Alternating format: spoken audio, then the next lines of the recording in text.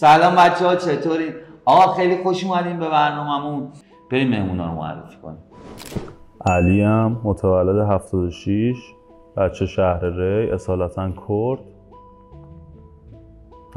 شما چی؟ من دنیا، مدل میکاپ و استایل، 22 سالمه، کردم. بچه کجایی؟ کرج. یه روزی فکر می‌کردیم بعد کات کردنتون همدیگه رو ببینیم؟ آره، من میدونستم که بالاخره چون عادیه، سر همه چیزی به من میخوره، پس این ور اون ور میچرخم. از قصد میدونستم نمیبینیم همه، ولی اتفاقی خواهیم دید. من خودم شخصا یه سری حرفا تو دلم بود، نه میتونستم به دوست صمیمی بگم نه به خانوادم. خواستم یه جلوی همه، جلوی شما، حتی جلوی خودش یه سری حرفا بمونه، یعنی تو دلم هست که بهش بگم که واقعا خالیشم. بیشتر به خاطر این اومدم که تو برنامه شرکت کنم. کی پیشنهاد دوستی داد؟ من پیشنهاد ندادم. من اینجوری بود که 2-3 هفته با هم دیگه 3 هفته. آره دیگه همون با هم دیگه خیلی عادی و نرمال رفت آمد کردیم و اینکه به خودمون اومدیم دیدیم تو رابطه ایم. اینجوری نبود که لفظی پیشنهاد بدم، ولی خب بیشتر بعد از 2-3 هفته گذشته 2-3 هفته بیشتر از سمت من بود، اینکه مثلا نزدیک بشم بهشون. من بهشون گفته بودم که من خودم قبلش از یه رابطه خیلی صمیمی اومده بودم بیرون. بهش گفتم علی ببین الان من خودم دارم اینا رو توضیح میدم، اعصابم خورد میشه، ولی دوست دارم یه سری چیزا رو برای همه تعریف کنم. من بهش گفتم من از یه رابطه خیلی صمیمی اومده بودم بیرون. گفتم ببین وقتی من با تو میام تو رابطه، خواهش میکنم تو مثل نفر قبلی زندگی من نباشی. به جز این چیز دیگه بهت گفته بودم. نه شدم؟ آره نشدم. آخرش شدی؟ نه اصلا. بازتاب کارهای خودش بود که اینجوری شد. ایشون میخواست هم منو داشته باشه، هم یه سری چیزایی که من باهاش مخالفم رو داشته باشه. بذارید میریم جلوتر، دونه دونه میریم جلوتر. چند وقت با هم تو رابطه بودین؟ شما بگو. 7 ماه. ولی اون 7 ماه اون اوایلش انقدر قشنگ بود که اصلا قابل توصیف نیست. چند وقت که کات کرده؟ 4 ماه تقریبا. کی کات کرد؟ ایشون. سر چی؟ به خاطر اینکه ایشون با یه سری کارشون اینجوریه که با یه سری همکارایی کار میکردن که من اصلا راضی نبودم با دلیل منطقی با این کار کنه و به حرف من گوش نکرد. کار بود. کار نه. ببین من بهش میگفتم من خودم کاری چیزی باشه که جنس مخالفی توش حضور داشته باشه که شما مثلا باش حال نکنی میتونی بیای اونجا، ولی ایشون اینجوری نبود. یه لحظه گوش کن. ایشون کارش چیزی از من دیده بودی؟ نه میخوام بدونم آقا، داره میگه همکار. شما چیزی از من دیده بودی؟ چیزی از ایشون ندیدم، ولی کارهایی که میکرد، همکارایی که باش کار میکردن، به خصوص 2-3 تا از همکاراش اینجوری بودن که هر پسر دیگه جای من بود فقط چت اینا رو میدید که اینا چجوری با ایشون صحبت کردن. ایشون جواب نداده بود و جواب خاصی بهشون نداده بود، ولی اینجوری بود که مثال میگم کی میای عکاسی جیگر، فیست خیلی خوبه، جون میده برای نمیدونم اینجوری ازت عکس بگیرم، اونجوری ازت عکس بگیرم. خیلی صمیمانه، اصلا دور از فضای کاری. شما انقدر تو یعنی کار خودت که من باعث شده بود اصلا من از تمام عکاسا و فیلمبردارا واقعا یه مدتی، با اینکه خیلی از دوستام عکاس و فیلمبردارن تاج سر بندن، ولی باعث شده بود اصلا من از عکاسا و فیلمبردارا بدم بیاد. تو اون 7 ماه چیزی از من دیده بودی؟ الان داری اینجوری میگی چیزی از من دیده بودی؟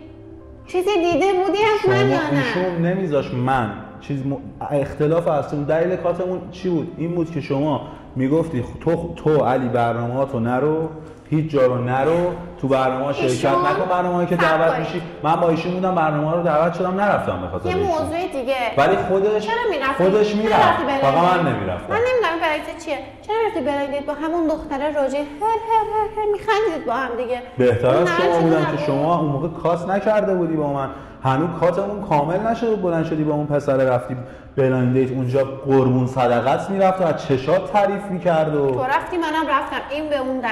شما با من تو رابطه بودی رفتی؟ یعنی تو به خاطر لج با علی رفتی؟ بله 100% شما با من تو رابطه بودی رفتی، بعد اون پسره اصلا به چه حقی اون خودش به چه حقی میومد برای تو قربون صدقه میرفت و از چشات تعریف میکرد و این داستانا؟ گفت دیگه گفتش همونجوری که شما میری تو بلایند دیت میخندی هر منم رفتم ویدیو برای من 3 ماه حداقل 3 ماه از رابطمون گذشته شده تو همین 3 ماهی که با من صحبت میکردیم با هم صحبت نمیکردیم شده بود یه بار زنگ بزنی میگه دور دلم گرفته. به قرآن که اگر اون بر تهران بودم میبرم این برای برای چی باید بگم وقتی اون موقع کارتو ترجیح داری همکارای پسرت که بهت چشم داشتن به من ترجیح دادی من چرا باید این کارو بکنم؟ همکارای پسر وقتی به من بهشون محل نمیدادم خب اونا با من کاری نداشتن. تو نشین من با اون عزیزم ببین من مثل دختره همین که تا من نبودم دور و برت بودن من مثل اونا نیستم نیازی نیست منو با اونا مقایسه کنی. هر 5 تا انگشتم که شبیه آره شما مثل اونا نیستی شما از اونا بدتری.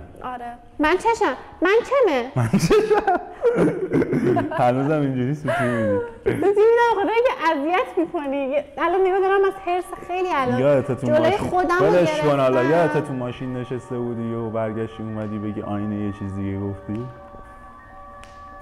الان لازم نیست اینجا باور میکنید همین این آقا که اینجا نشسته انقدر منو هرس داده به خاطر این من به خاطر تو از قید یعنی چی بهت بگم از خیلی چیزا گذشتم. من نگذشتم گفتی از زهرا بعدم یا دو زهرا نگشتم گفتی یا یاسمن بعدم میام باهاش نگشتم با فاطمه باهاشون اصلا نگشتم. ولی تو چی اون موقع که زنگ می‌زدی میگفتی تو اون اوایل دوستیمون من خیلی دوست دارم من قطعا با یکی میرم تو رابطه باید هدف داشته باشم. اینو قبلا هم گفته بودم این آقا هدفش این بود که بریم با رفیقاش اینور اونور بعد دنیا خانم یه دقیقه اجازه بده هر چیزی یه تاوانی داره.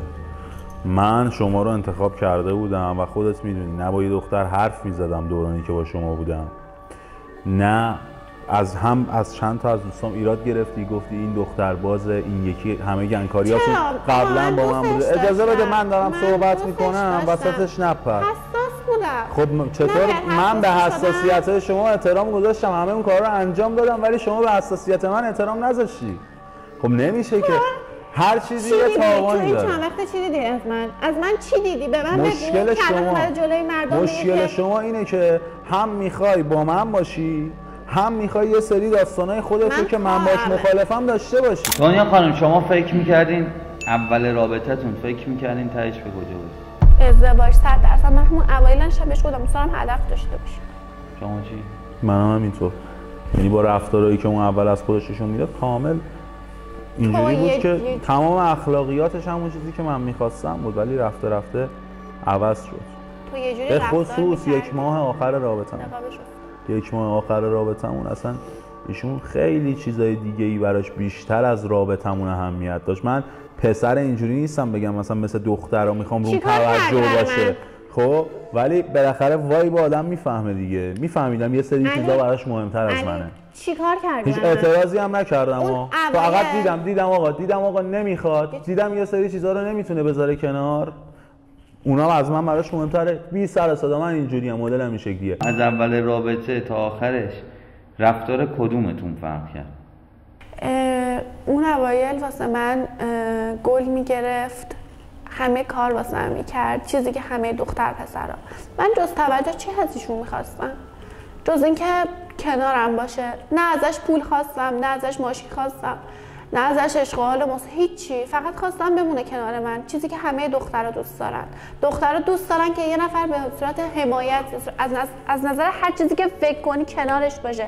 این آقا به جز اینکه بهش زنگ میزدم آقا فرهاد بهش زنگ زدم میگفتم کجایی به من میگفت من با رفیقام بیرونم قطع کن خدافظ. دوست پسرم چرا 98 به شب جواب تلفن منو بده؟ میدونی چرا این کارو کردم؟ به خاطر اینکه خودش وقتی سر برنامه بود میرفت کاراشو انجام بده مدل بود سر پروژه هاش بود دقیقاً روی همون آدمایی که حساس بودن باشون کار کنه اونجا جواب تلفن من درست حسابی نمیدم. منم گفتم برای چی؟ من آدمی بودم که جواب تلفنشو زیر 3 تا بوق همیشه میدادم نمیذاشتم بیشتر از 3 تا بوق الکی نزن. الان چرا ببین الان ولی آخرا انقدر دیدم که کنار نمیذاره این رفتارا. بهش تذکر دادم گفتم آقا من میدونی که داری این کارو میکنی من با کلیتش مخالفم. این که دیگه جواب تلفنم نمیدی که دیگه خیلی بدتره. خیلی اعصاب منو خورد میکنه. خیلی رابطمون رو وحشتناکتر میکنه این کار. ذهنیت منو خراب میکنه اصلا. میدونید چیه؟ بعد من توقع داشت من همچنان خودم جواب تلفناشو بدم، در صورتی که بعضی وقتا که زنگ میزد میگفت پنجشنبه، من پنجشنبه اصلا نمیدونستم پنجشنبه است. من تو استودیو داشتم پای پروژه‌ام بودم، داشتم رپ می‌کردم. می‌خوای برات رزومت اینجوری بچینم برات توضیح بدم؟ دهن منو باز نکن که. ایشون میرفت همین بلایند دیت چیه؟ میرفت اونجا هر میخندید. تاریخ بلایند دیت من برای بعد از کات کردنمونه اصلا. خب چرا رفتی؟ تو نمیدونستی من دوست دارم. پس چرا الان میگی ما با هم بودیم رفتم بلایند دیت؟ ما با هم نه، من 2 ماه 3 ماه بود کات کرده بودیم رفتم. انقدر دخترا به من پیشنهاد میدن باهاشون تو برنامه شرکت کنم. خب میدادن، پیشنهاد میفرستادن، بعد من ایشون به یه تعبیر دیگه میگرفت. من عادت دارم طرفمو در جریان همه چی بذارم، فردا نگه فلانی بهت پی ام داد چرا به من نگفتی. میومدم بهش میگفتم آقا فلانی نگاه کن این پیامو داده، بهش گفتم نه، یا اینکه اوکی برم، اوکی هستی شما خودت هم بیای، حواست باشه به همه چی. ایشون فکر می‌کرد من به خاطر این میومدم بهش نشون بدم که بگم وای ببین تو رو خدا دخترا دنبال منن. نه، به خاطر اینکه فقط بدونه فردا از کس دیگه نشنوه. اجازه میدی؟ فقط خود در صحبت می‌خوای من از برنامه برم بیرون شما صحبت کنی؟ ایشون فقط به فکر این، ببین تو که میگی رفیقات همون رفیقت که ساعت 2 نصف شب بهش زنگ زدی گفتی داداش بنزین تموم کردم پاشو بیا زنگ زد گفت داداش نمیتونم بیام، اومدم شما با دوست دخترم الکی اونم با دوست دخترش خودت مشکل داشتن با هم. اگه اون موقع دوست دخترشون میذاشت و میومد تازه 1 ساعت نشد مشکلشون حل شده بود. دوست دخترش همون دقیقه رابطه‌شون از هم میپاشید اگه ول میکرد میومد. تو برای من هیچ کاری طرف 99 بار همه چی رو گفته اوکی، همه کار کرده، یه بار نتونسته. حالا اون یه بارش رو می‌بینی شما. چند وقته ببینی من شب 2 ساعت خواب به چشام میاد شده زنگ بزنی بهم بگی دخترم داری چیکار می‌کنی؟ همیشه بهم میگفت دخترم الان شدم دنیای معمولی، مثل یه دوست خیلی معمولی. اشکال نداره، زمین بالاخره این چرخ و فلک میچرخه، شما الان بالای من پایین. من دوست نداشتم اینطوری بشه هیچ وقت. اشکال نداره. من هیچ وقت دوست نداشتم اینطوری بشه. همیشه هم بهت گفتم. دنیا خانم شما از موقعی که کات کردین پیشنهاد داشتین؟ بله. گو خور. علی جان یه لحظه داداش. الان یه صدا میاد پایین؟ رفتین تو رابطه؟ نه. کی؟ حالا هر کی دیگه تمام شد. تو نرفتی اکس دی؟ نه ببخشید نرفتی بلایند؟ نرفتی تو رابطه نرفتی. عمه من بود رفته بود نشسته بود تو بلایند لایک نشون میداد. تو رفتی منم رفتم این به اون دست. من بعد از تو رفتم. من بعد از کاتمون رفتم. تو هنوز ما کات نکرده بودی. خب الان کی اگه من رفته بودم تو رابطه الان اینجا نمیشستم با تو صحبت میکردم. الان میشه صدا تو بیاری واسه من با اینجا تو ماشین نیستم. میگی نمیدونم من بعد از تو نتونستم با کس دیگه برم فلان. عمه من بود اونجا لایک نشون داد به اون پسره. خب چون تو رفتی عزیز من، فکر نکن برنامه‌تو دیدم و رفیقام برام فرستادن گفتن اینو نگاه کن. رفیقا چقدر پیگیرن. نه رفیقام تو اکسپلور دیده. الان واسه تو دست رفیقام تو اکسپلور دیده بودن. اونا هم مطمئن باش رفیقام هم ندیده بودم. دخترایی که دوست مشترک بودن مثلا تو رو میشناختن براشون فرستادن که علی جان شما چی؟ شما رفتی تو رابطه پیشنهاد داشتی؟ خودش رو اون دختره دور و بر تو پیشنهاد داشتی؟ من آره. چی؟ نه نداشتی؟ ببین به یکی بگو تو رو نشناسه. ببین درسته من از تو دور بودم ولی ریز اون آمارتو داشتم و دهن منو باز نکنی اینجا. من اصلا من به خودت پیشنهاد دادم مستقیم. کی با تو بوده؟ که من کسی پیشنهاد بخواد کی با تو بوده؟ خدا رو شکر انقدر دوستای من میگفتن این به دردتون نمیخوره، خدا رو شکر به حرفشون رسیدم. خیلی زودتر از اینا رسیدم. یکی از دوستاتم بود میگفت من به دردت نمیخورم. دقیقاً 3 روز بعد از کات به من پیام داد. چی؟ همون دوستت. دوست من؟ خود می‌بینی کی؟ اومده به تو همون که مخالف بود با هم دیگه باشیم و خیلی به سازش می‌رقصیدی. همون دوستت به من پیام داد. دوست من 2-3 روز بعد از 2-3 روز بعد از کات کردن داری شوخی می‌کنی. من ساده فکر می‌کردم من ساده فکر می‌کردم این پیام داده مثلا میخواد از طرف تو بیاد مثلا میانجیگری کنه. چرا من می‌کنی دوست من واسه چی باید نشون پیام بده؟ چرا باید پیام بده؟ که بعدش هم به من گفت زنگ بزن. بعدش هم به من گفت زنگ بزن. زنگ می‌زنم رو در رو کنم. حالا وایسید آقا وایسید. شاید وسط برنامه من بگم زنگ بزنه. شاید جلوتر بگم بهش زنگ بزن آقا. علی جان تایپ مورد علاقت بود دنیا خانم؟ بود. چرا شک داری؟ خیلی با شک گفت به خاطر اینکه یه سری دختر اینجوری دور و برش زیاد بوده دیگه دورش گفت وای دیگه دنیا نه من کیه؟ خودش میدونه تایپ اخلاقیش تایپ دقیقاً همونجوری که میخوام بود. تایپ ظاهری من متعدد همه مثلا اینجوری هم که تایپ سی هم میپسندی؟ فقط پسر نباشه. آره دیگه همه رو میپسنده. فقط پسر نباشه. شما چی؟ علی آقا تایپ شما بود؟ نه فقط پسر نباشه نه. من تایپم من همه اکسام خوشگل بودم. خودت هم یکی. دیدم صدیقت رو یکی بگو رزومتو نشناسه. خودت هم یکیش. اگه اونا زشت بودن تو هم زشت. من دوست پسر حالا مثلا پسری که تتا داشته باشه، مردونه باشه. کلا تایپ من اگه تایپ من قطعا نبود هیچ وقت باش تو رابطه نمیرفتم، ولی اخلاقش اگر برگردم عقب هیچ وقت این آقا رو برای ادامه رابطه اصلا انتخاب نمی‌کردم. من روی این آقا اخیراً سرت به جایی خورده؟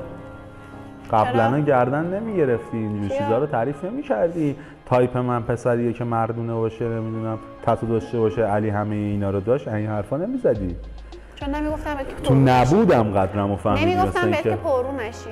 علی آقا آدما میدونی آدما تو نبودن قدر یه سری چیزایی که داشتن و میدونن. نه میگن تو نبودن آدما رو بشناس. بپرس.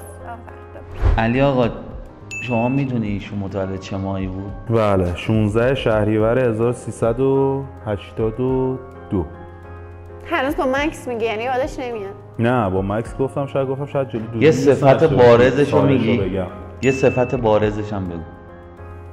شکاک بودم. کنترلگری، شکاک بودن. دوستش داشتم.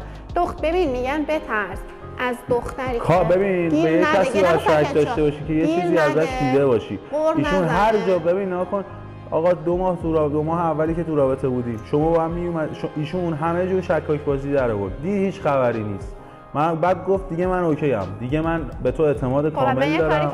نه دیگه همین شما اومدی دیدی من هیچ کاری نمی‌کنم، ولی با این که بهش ثابت شد من هیچ کاری نمی‌کنم اون 2 ماه اول اعتماد کامل به دست اومد، بازم ایشون شکاک بود به من. کاری کرده بود. من نمیتونم الان بگم که چیکار کرده بود. که تا دایرکت های قبل از خودشو میرفت میخوند. شما میدونی متولد چه ماهی علی؟ متولد ماهش رو تیر 1376 16 چه جالب تو هم 16ی. شما هم 16 بودی. حتی من هم 16 هم 17 سر این 1300 اصلا همیشه سواله که و این هم یا 17 سوال خودم. یه صفت بارزش هم بگو. غیرتش رو دوست داشتم. دوست داشت که تازه اون کار رو میکرد. میدونی انقدر منو غیرتی کرد، انقدر با غیرت من ور رفت خب که یه کاری کنه من کلا روش بی غیرت بشم. از بس رفت با کسایی که خودش میدونست چش داشتن بهش، واقعا کار کرد باشون، نذاشت کنار به خاطر من به خاطر تو از من دیگه نیومدم اصلا. میدونی من قبل از اینکه ایشونو حذف کنم غیرتم روشو حذف کردم، به خاطر اینکه غیرت من واقعا داشت آسیب میدید. تعصبی که نسبت به ایشون داشتم داشت آسیب میدید. دنیا خانم اگه با خودت تو رابطه بودی عاشق چیه خودت میشدی؟ عاشق مهربونی، عاشق صداقتم، عاشق خیلی مهمتر از همه تعهدم. تعهدی که نسبت به طرف مقابل دارم. شما چی علی جان؟ عاشق تعهدم نسبت به طرف مقابل. تعهد از من شما چیزی دیدی غیر از تعهد؟ من با کسی غیر از شما، با دختری غیر از شما در ارتباط بودم تایمی که شما بودی؟ هر چی هم بود خودت نظاره‌گر بودی، خودت داشتی میدیدی چیه. تعهد تو اصلا میدونی تعهد با کدوم ته نوشته میشه الان بعد آقا شما تا حالا از من چیزی دیدی تو رابطه؟ با دختر دیگه بودن دیدی؟ با دختر دیگه حرف زدن خاصی دیدی؟ لاس زدن دیدی از من؟ اون دختره چه بود اون سری رفته بودیم کافه باریستاه سلام آقا علی خوب هستی؟ آقا من قبلا توی اون کافه میشه با شما عکس بگیرم؟ چند سال چرت و پرت نگو منو هرس نده. آقا یه دقیقه ولتون میکنم چرا میریدیم من وایسید. بذار تو رابطه درونگرایی علی جان یا برونگرا؟ میانگرا. من مشکلات رابطه‌مو هیچ وقت با کسی راجبش صحبت نمی‌کنم واقعا، نه ناراحتی و نه مشکلو، ولی شادی‌ها رو اینا رو چرا مثلا اگه خوشحال باشیم واقعا تقسیم میکنم آقا با دوستامون، با خانواده، با حالا اطرافیان. ولی تو سختی ها و مشکلات کلا هم تو رابطه اینجوری هم خودش میدونه، انفرادی اینجوری هم، یعنی فردی هم این شکلی هم مشکل داشته باشم مثلا خونه بیرون نمیرم کلا کسی منو ببینه. شما چی دنیا خانم؟ درونگرام. درونگرام. ولی من یه اخلاقی دارم، البته نمیتونم بگم، ولی یه اخلاقی دارم حتی وقتی حالم خیلی بد باشه شده میرم تو اتاقم گریه میکنم، ولی هیچ وقت نمیرم درد و دل کنم به کسی. من کلا با یه نفر، اونم به یکی از بهترین دوستم کیمیا، فقط با همون درد و دل میکنم. ولی خب خدا شاهده تو اون چند وقته که ایشون این آقا نبود رفت پی دورش، من همه درد و دلم، همه دردامو تو دختر خالم میگفتم. گوشی همدیگه رو تا حالا چک کردی؟ بله. هر روزش. ایشون چون با همکارای آقا کار میکرد و یه سری همکار سمی هم داشت، من اکثر وقتا چک میکردم. شما چی؟ من نه، اجازه نمیدادم به خودم، چون این کار تهی شخصیتیه من، چون بهش اعتماد داشتم. نه ایشون خودش ببینید نکن، این نبوده که من گوشی ایشونو به زور چک کنم و خودشون بهشون گفتم که من خوشم نمیاد با اینا صحبت بکنی، چت بکنی. گفت آقا چتا رو بخون. خب خودش این اختیار رو به من داد، نه اینکه من بگم من زوری گوشی از ایشون میگرفتم. نبوده. قشنگترین خاطره ای که با هم دیگه داشتین چی بود؟ قشنگترین خاطرم، من بگم ببخشید یه لحظه، رستوران یه روز خب ما خیلی با هم دعوام کردیم، نفسم بند اومد. فردای روزی که با هم دعوای خیلی بدی داشتیم قبل از کاتمون، یه دعوای خیلی بدی داشتیم، من رفتم رستوران با دوستام، بعد یهو حالا یه چیز خیلی چیز، ولی خب دوست داشتم این سورپرایزو. واسم دیدم همه دارن واسم گل میارن، گروه موسیقی اومد، یه پیام از طرف ایشون بود، همونجا با هم آشتی کردیم، خیلی روز قشنگی بود. بعد از علی من ذوق هیچ آدمی رو نداشتم، نتونستم برم با کسی، نتونستم یه نفر رو تو زندگیم قبول کنم. شده مثلا خیلی دروغ نمیگم، من با خیلی از آدم ها مثلا صحبت میکردم، صحبت هم راجع به کار و اینا، ولی هیچ کس برای من علی نشد. هیچ کس. یه روز با هم دیگه دعوا که نه، بحث کرده بودیم، هر روز داشتیم، قهر کرده بودیشون و جواب منو نمیداد. اینجوری بود که کلا تلفنی جواب نمیداد. بهش هم گفتم قبلش، یعنی بهش گفتم بریم بیرون صحبت بکنیم، از نزدیک حل بکنیم مشکلو. توی دورانی هم بود که خیلی حالش بد بود، همون دوران دخترونه. نه نگو اینو. و هر کاری میکردم بی تاثیر بود، زنگ، پیام، دوستشو حتی گفتم زنگ کلا بلکش که تو گوشی مامانم هم بلکش کرده بودم. همه جا بلک کرده بود. بعد منم بگو با اون نگهبان ساختمون دعوامون شد، دعوات شد. منم گفتم میام میدوزمت، پس اگه جواب منو ندی. SMS دادم بهش، آخرین SMS هم بود. برگشت گفت داری بفرما، جرأتشو داری بفرما.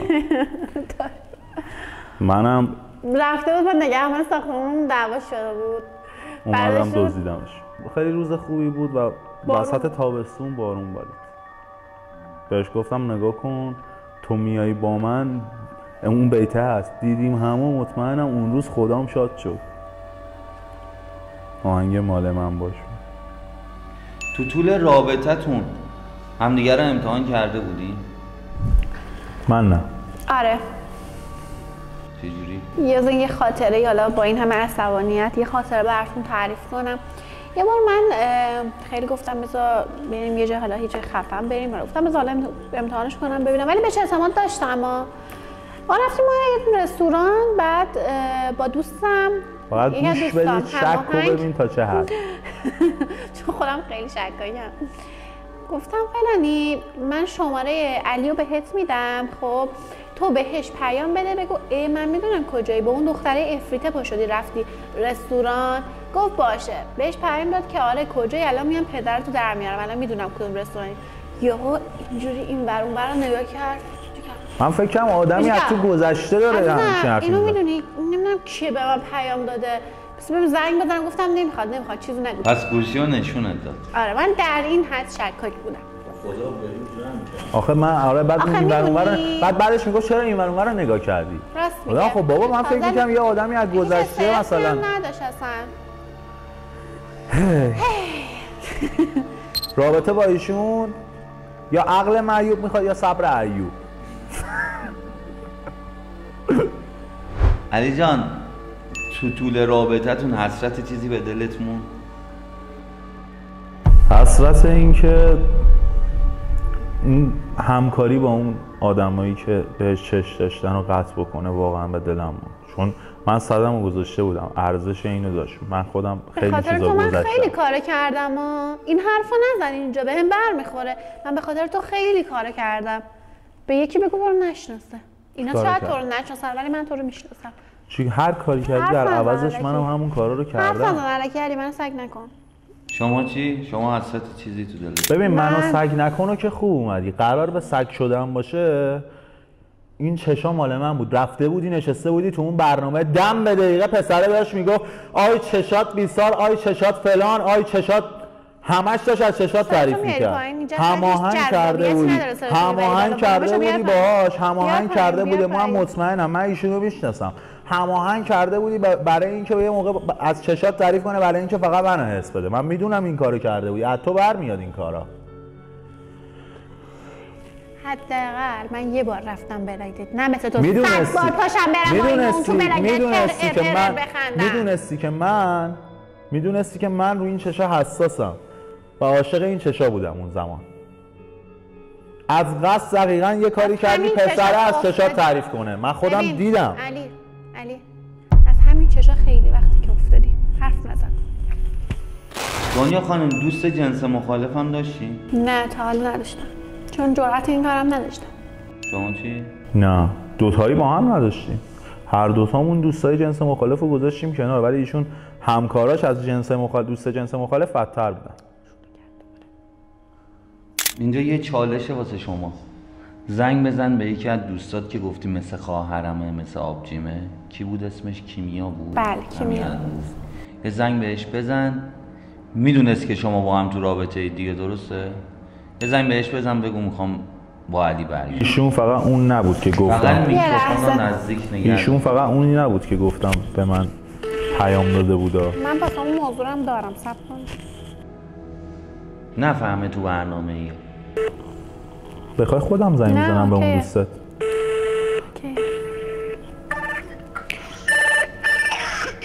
بله. سلام کیمیا چطوری؟ الو. سلام. تو خوبی؟ کیمیا میگم که جانم. جرأت ندارم بگم. من با علی برگشتم.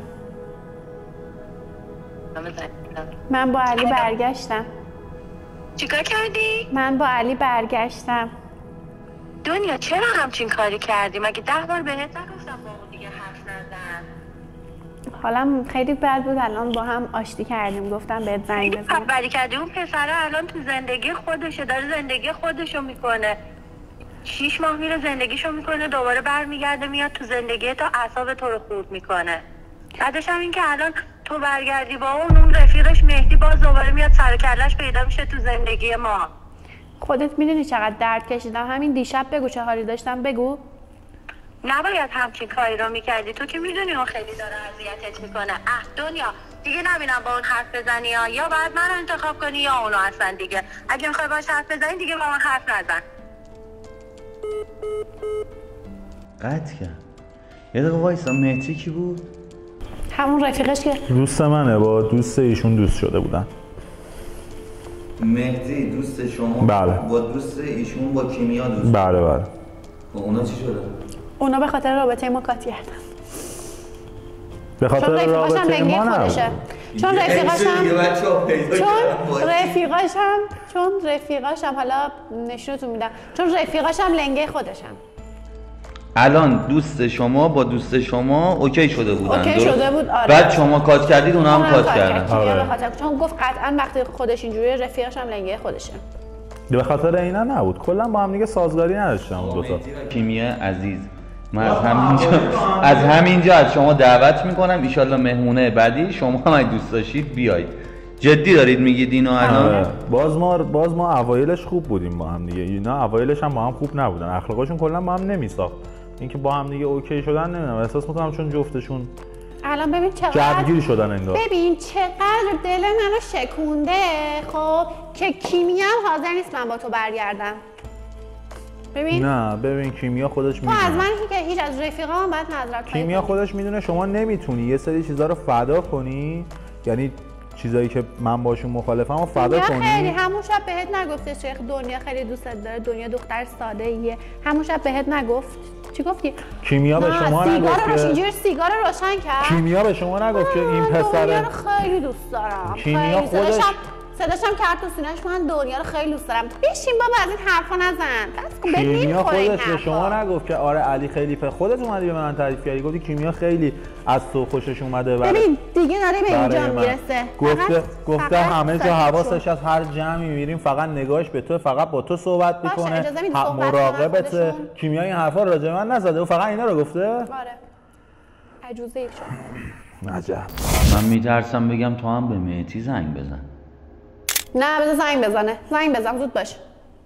ولش کن. وجود بخواد این کارو زنگ بزن. نه. انقدر که رفیقشو دوست داره میدونی واقعا دوست نداره الان صداش پخشه. انقدر که رفیقشو دوست داره حاضر نیست به خاطر من زنگ بزنه. زنگ میزنه. این مردش رو تو اون رفیق تو با هم واقعا مهدی راضی نیست پخش. یه لحظه به من اجازه بده. شما زنگ میزنی. آقا زنگ نمیزنم. آقا دوست نداره. روش نمیشه زنگ بزنه. میدونی چرا؟ چون رفیقاش خیلی براش عزیزن. نه دیگه آقا زنگ بزن، چالشه دیگه. من میخواستم بگم به یکی از اعضای خانواده‌ات زنگ بزن. یه زهر مار زنگ بزن دیگه. نمیتونی؟ زنگ بزن بهش. اگه یه موقع دیگه میخواستم اگه یه موقع چیزی گفت انتقال ندید که برنامه میخواد پخشه. برنامه رو میبینه. مهدی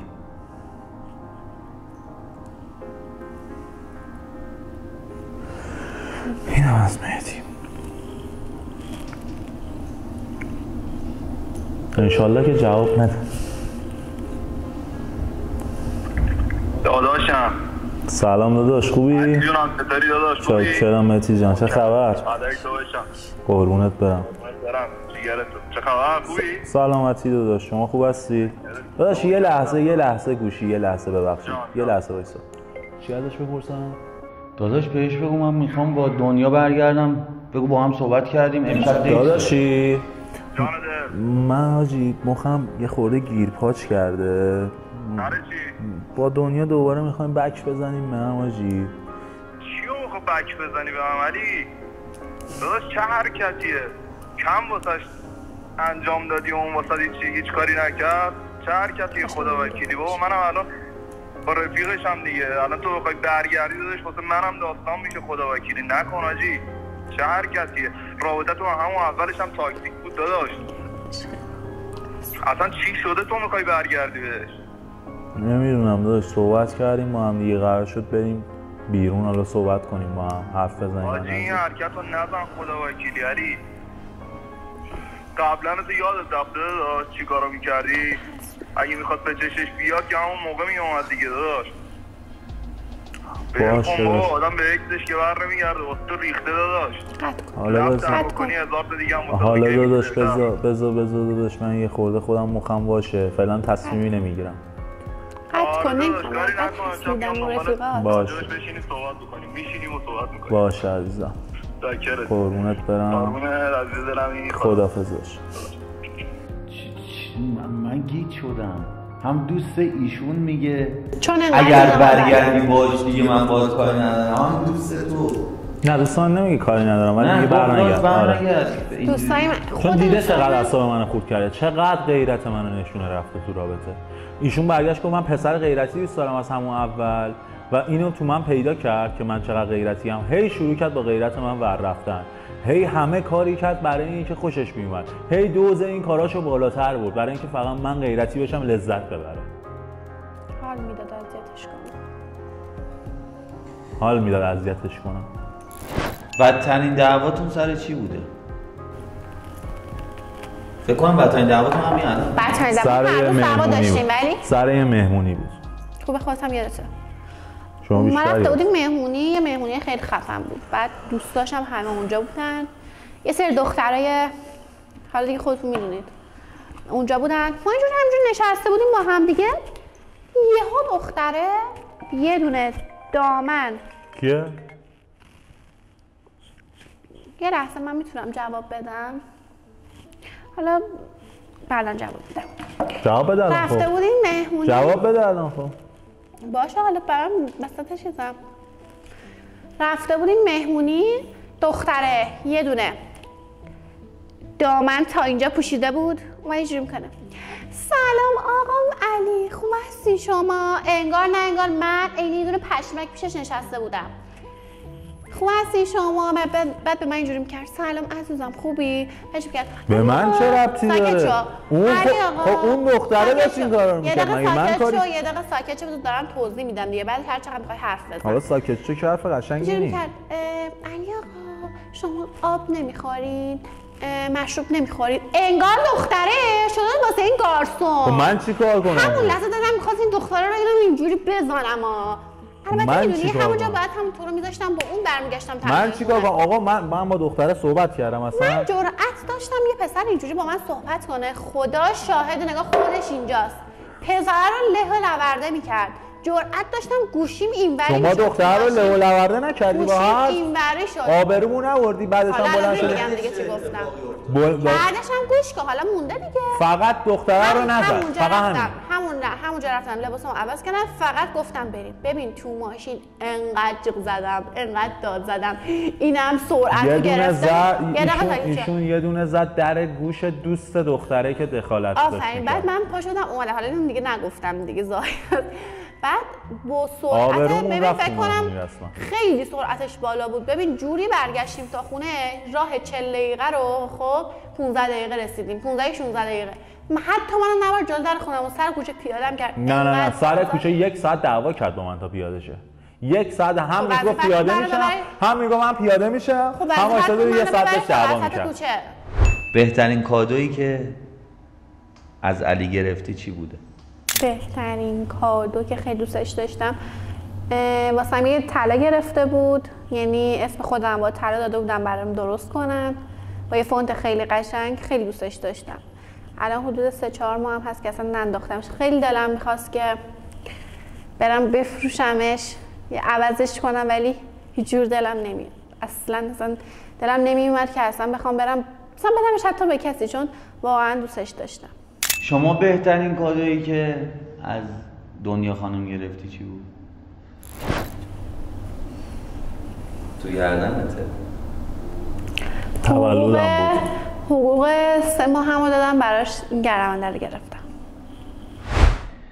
خب علی آقا شده بود وسط رابطتون اکست بهت پیامی بده، زنگی بزنه، باهاش بری بیرون که دنیا خانم ندونه؟ پیام داده بود، در جریان بود، بیرون نه. وایسا ببینم. پیام داده بود؟ لامصب جلوی چشم خود من 20 بار زنگ میزد میگفت بیا بریم بیرون، جوابشو نمیدادی.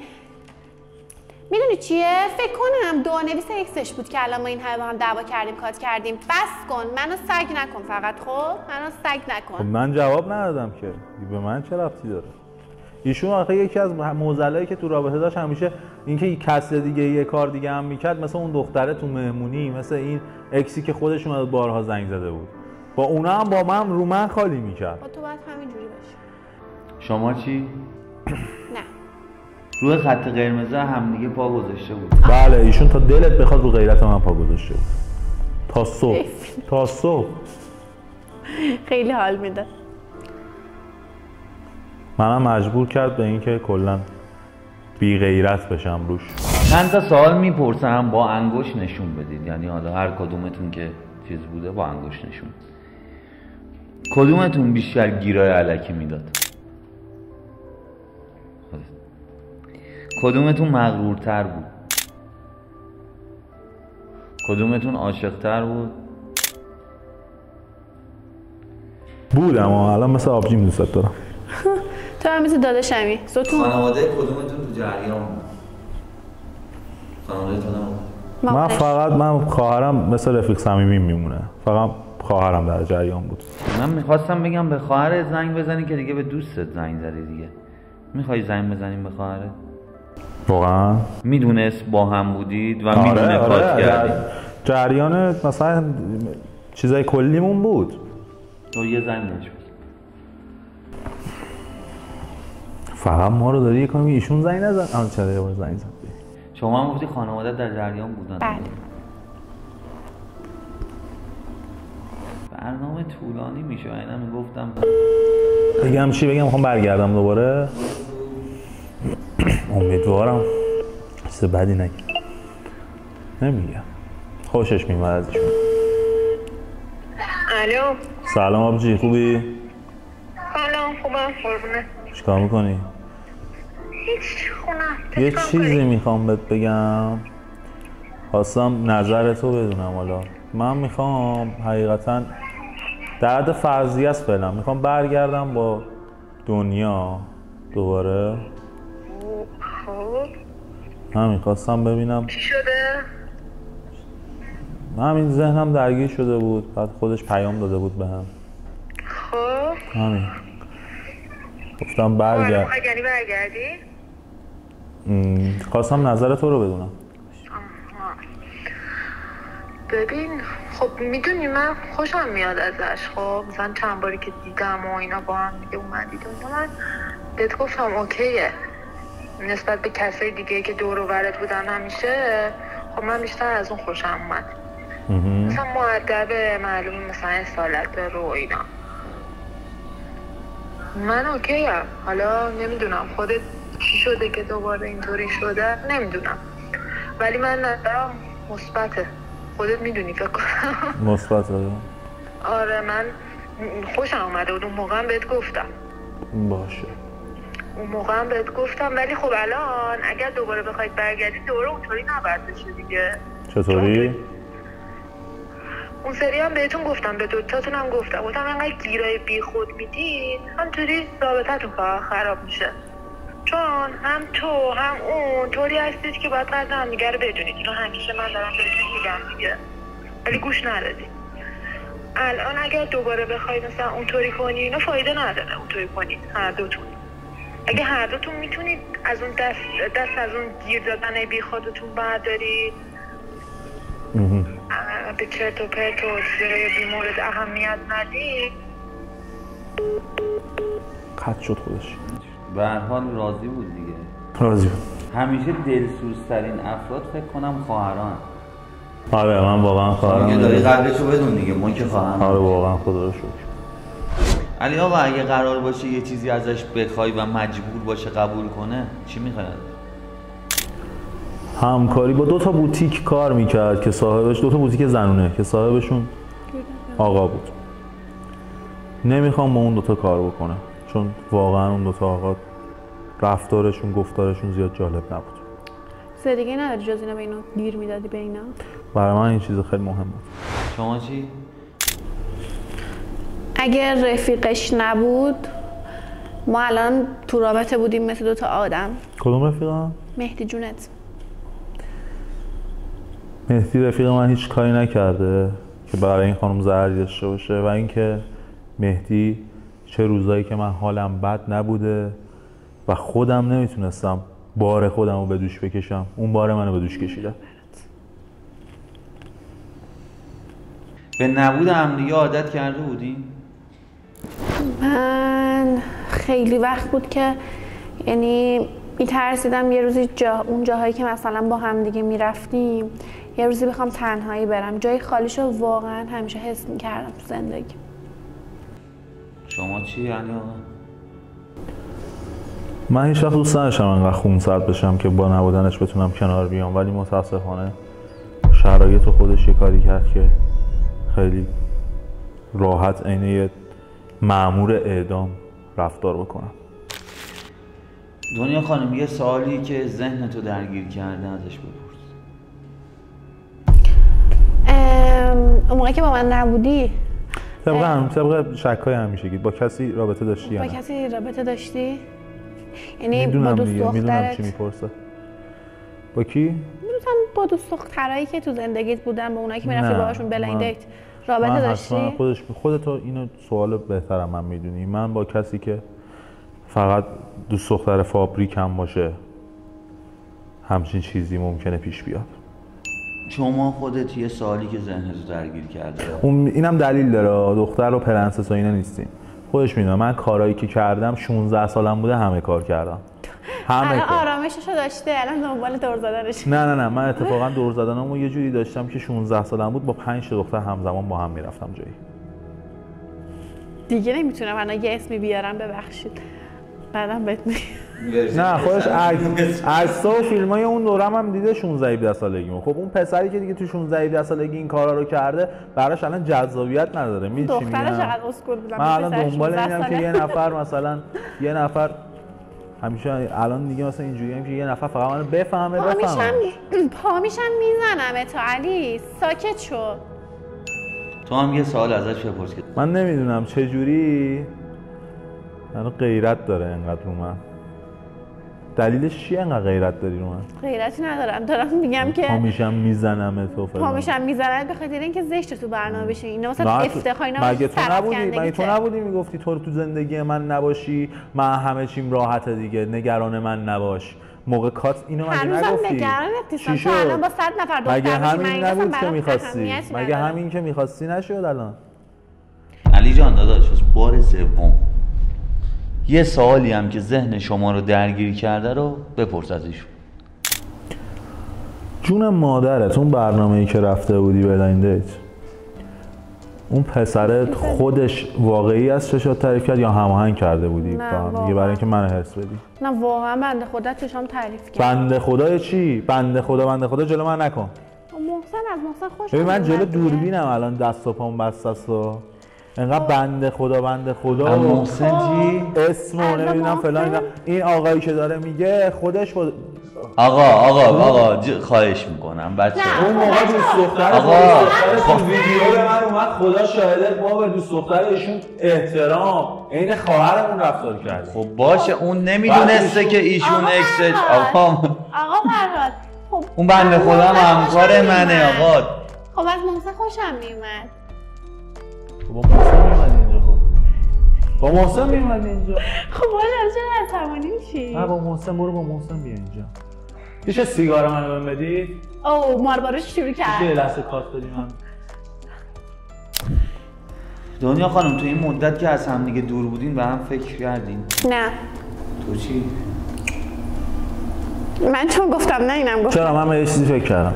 یه شب مست بود زنگ زد. من یه چیزی فکر کردم. یه شب مست بود بگم زنگ فکر کردم کاش بدون آرایشش هم این آرایشش با آرایشش خوشگل. توی حالی بود زنگ زد بهم آهنگ چیزو گذاشته بود. اون آهنگ هستی که الان داغی نمیفهمی چی سرت اومده. مطمئنی اینو گذاشته بود؟ آره اینو یکی دیگه گذاشته بود فکر کنم. نه اون یکی پاپ میذاشتن. اعصاب منو نریز برام. باش خیلی ممنون که به هم فکر کرده بودین. چقدر زیبا به هم فکر کرده بودین. اینجوری صحبت میکنه هی از این اون میگه اون وقت برای شما هم چیزا من هی بعد کات بدم اون وقت شما هم خسته میشید. رعایت کن به خاطر دوستان.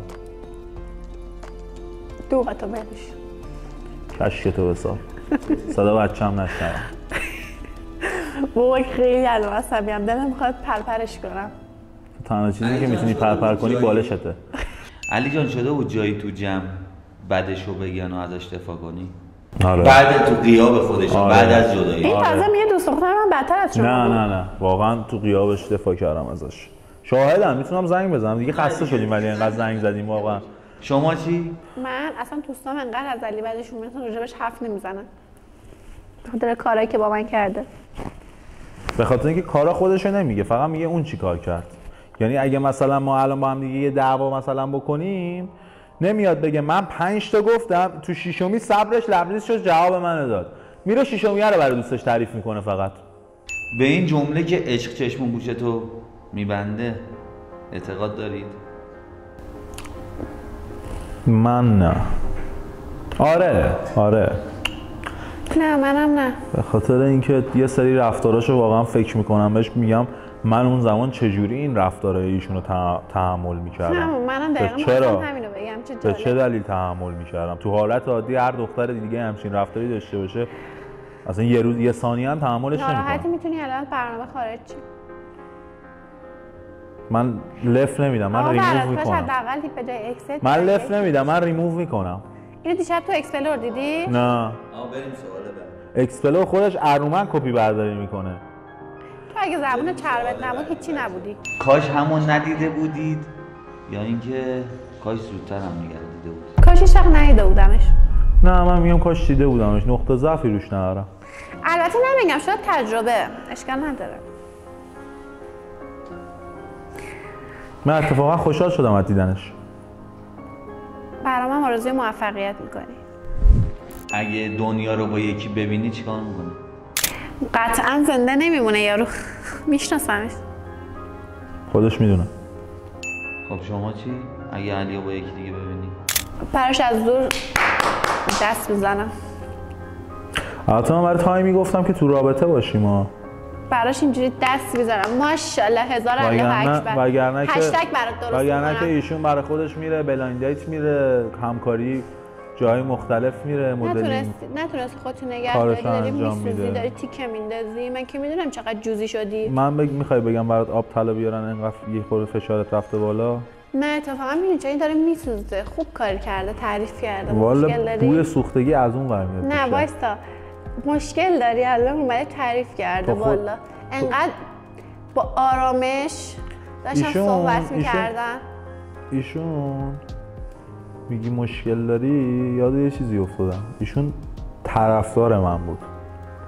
من میدونی یاد اون موزیک تتلو میافتم که میگفت یادت نره روزا اول تو، یادت نره.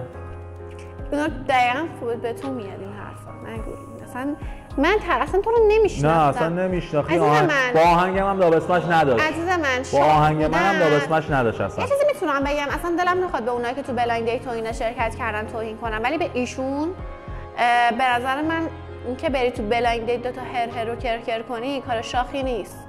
کار شاخ اینه که وقتی یکی با تو حرف میزنه، یه دختر میخواد باهات لاس بزنه، با نشی باهاش برینی به طرف، ولی تو خیلی راحت میگیری میخندی. الان مثلا فکر کن تویی که رفتی خودت با فلان بلایندت که این حرفو نزن. نه من یه بار رفتم. یکی حرف بزنه، بس کن. یکی حرف بزنه که خزونه خودش بو گند نده. شما هرچی به تهش میرسیم دعواتون داره بیشتر میشه آقا. باشه برو. حوصله‌ای ندارم. من لف نمیدم، من ریموو میکنم. حوصله‌ای ندارم. تو هنوز گردنم که من برات گرفتم رو گردنت هست. چی حرف میزنی؟ منو ببین اصلا. میدونی چرا رو گردنمه؟ چرا؟ یه دختره گفتش خیلی این گردنمنده بهت میاد. سر این. به خاطر نظرمونه، نه به خاطر اینکه تو خریدی برام. عزیزم اونا مال یه شبن.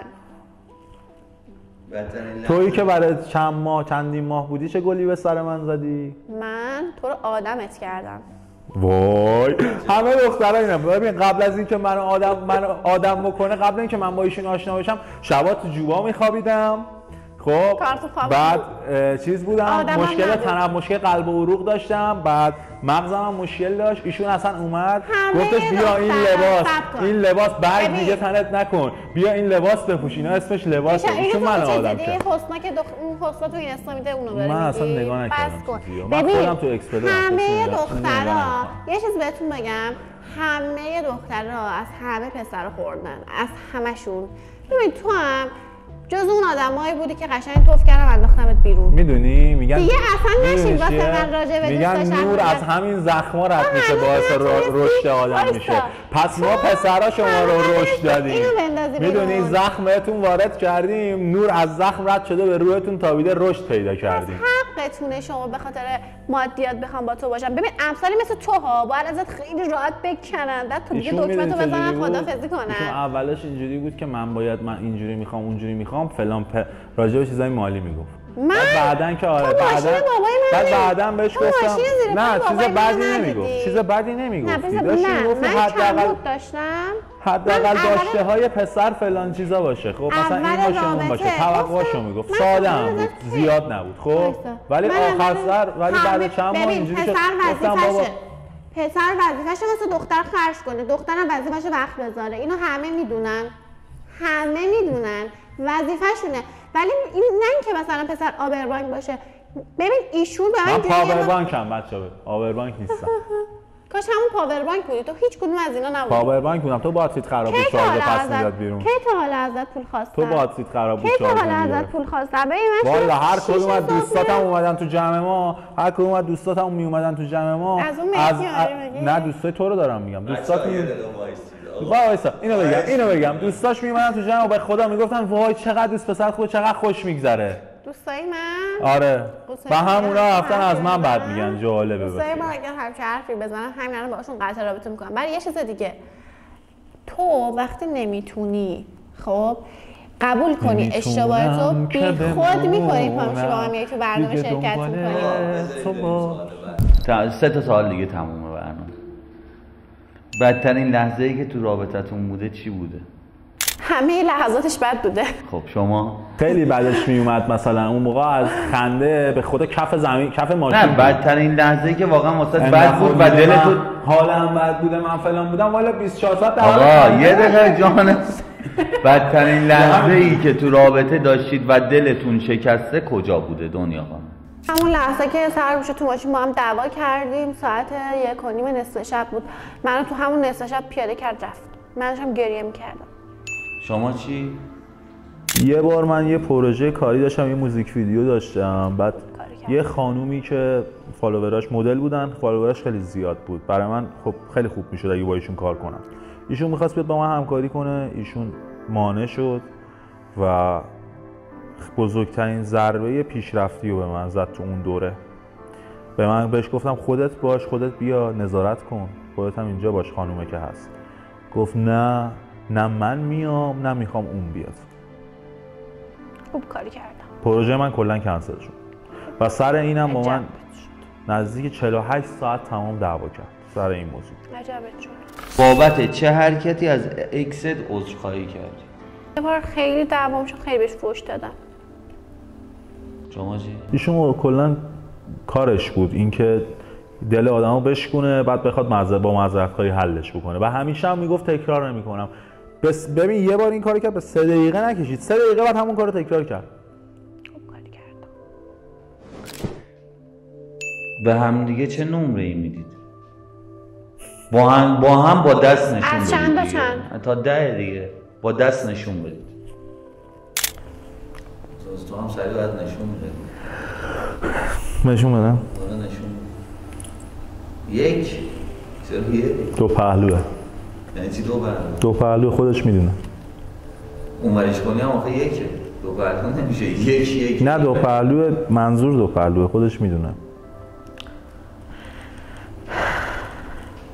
یکو میدونی چه معنی میداد؟ اون یک معنی اینو میده که خودش میدونه. اون 1% همیشه قوی تر از اون 99%. حالا میتونه هم یک داده باشم نمره بهش، هم اون یک منظور باشه. میای پایین؟ ها کجا؟ منبر. چشاتونو ببندید. هنوز همدیگه رو دوست دارین؟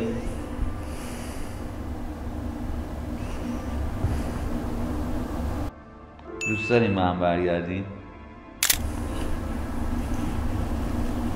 تو همین حالت چشاتونو ببند.